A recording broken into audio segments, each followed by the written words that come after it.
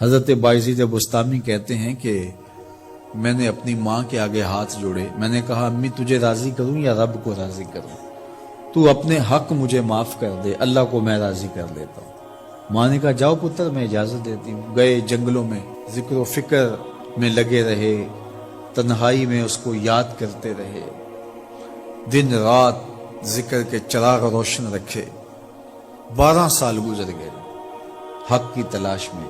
ایک دن واپس بستام کے قریب سے گزر رہے تھے، خیال آیا چلتے چلتے ماں کو سلام کر جاؤں۔ دروازے کو دستک دینے لگے تو اس خیال نے ہاتھ روک لیا کہ ساری زندگی ماں کو سکھ تو دیا کوئی نہیں، اب دکھ بھی کیوں دینے لگے ہو؟ رات کا ایک پہر بیت گیا ہے، سردیوں کی لمبی رات ہے، ماں بستر میں لیٹی ہوگی، تیرے لیے اٹھے گی، دروازہ کھولے گی۔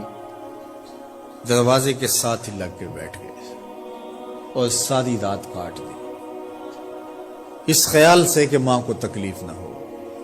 جب سحری کا وقت ہوا تو اندر سے جو نالی آتی تھی اس نالی سے پانی آیا، سمجھ گئے میری ماں تہجد کے لیے اٹھی ہے اور وضو کا پانی ہے، تو فوراً دروازے پہ دستک دی۔ اندر سے آواز آئی بیٹا بایزید میں ابھی آئی۔ مائیں بیٹوں کے دستک کے انداز سے جان لیتی ہیں یہ کس بیٹے کے ہاتھوں کا لمس ہے۔ 12 سال کے بعد آئے، دستک دی، کہا بیٹا بایزید میں ابھی آئی۔ ماں کی تو نگاہیں ہی دروازے پہ رہتی ہیں۔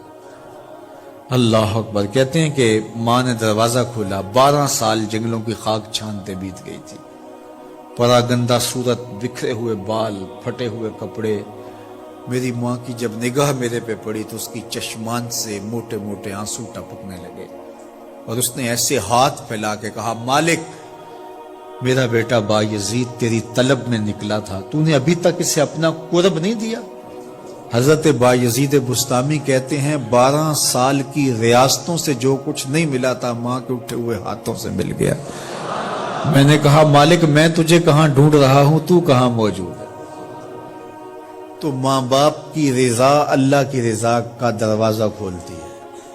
جن لوگوں کے ماں باپ ناراض ہیں اور وہ جا کے پیر صاحب کی خدمت کرتے ہیں اور میاں ماں کے قدم چومو، باپ کی ٹانگیں دباؤ، ان کی خدمت کرو، تمہارے پہلے مرشد وہ ہیں، ان کو راضی کرو، پھر کسی شیخ کامل کی صحبت میں آنا، دیکھو کیسے دل کی بند کھڑکیاں کھلتی ہیں۔